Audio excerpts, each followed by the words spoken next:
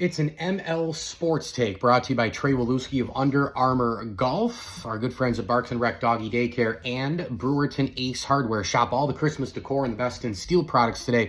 Route 11 in Brewerton if you're in and around the central New York area.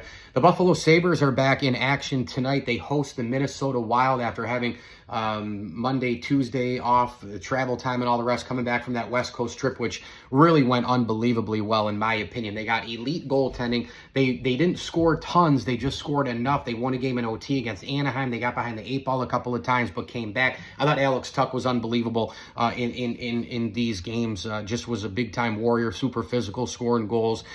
You can't really say enough about him. That's what they need out of him from a physicality, scoring, and leadership standpoint. And really the whole team was able to, kind of grind and get 3 wins. Now, the Kings, they're a good team. They're a really good team. Ducks and Sharks stink, but doesn't matter who you play on the West Coast. When you travel like that and you play 3 games in that scenario, Wednesday, Friday, Saturday, it's bang, bang, bang. It's West Coast. It's travel. Every win, every loss is sort of magnified because you haven't made the playoffs in 13 years. And this is a team that, remember, after starting 0-3 and after starting 1-5 and then having a 3-game win streak, then a 3-game losing streak, then another 3-game win streak, they've gone loss, win, loss, win, win, win. So when you look at the bigger picture going back to November 5th, this entire month of November, the Sabres are 1, 2, 3, 4, 5, 6, 7, and 2 in the month of, 7-2 since November 5th. You want to add in those couple losses at the beginning of the month, they'd be 7-4. But, really when they started second 3-game win streak here, and they beat Ottawa. They won at the Garden, which I think was probably their most impressive win of the year, and then that shootout win against Calgary. So we'll see what happens tonight. Again, sustainability is what you're looking for as a Sabre fan, but 21 games in, considering how bad this thing was to start the year, the Sabres are right now with, still 1 million games left to play, 61 games.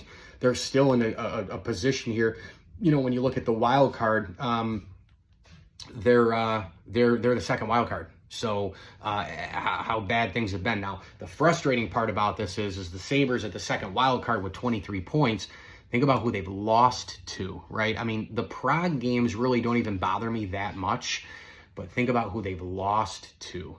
I mean, you think about these games where they lost to Pittsburgh on the road in OT. They lost at home to the Flyers. They lost at home to the Columbus Blue Jackets. Those losses are killer. You think about beating really, really bad teams. Not saying the Sabres are a cup contender, but they should be better and beat those teams. That's 6 points right there. You add that to the 23, and you've got a season where you're like, yeah, they're having a good year. You feel good about the playoffs right now. Long way to go.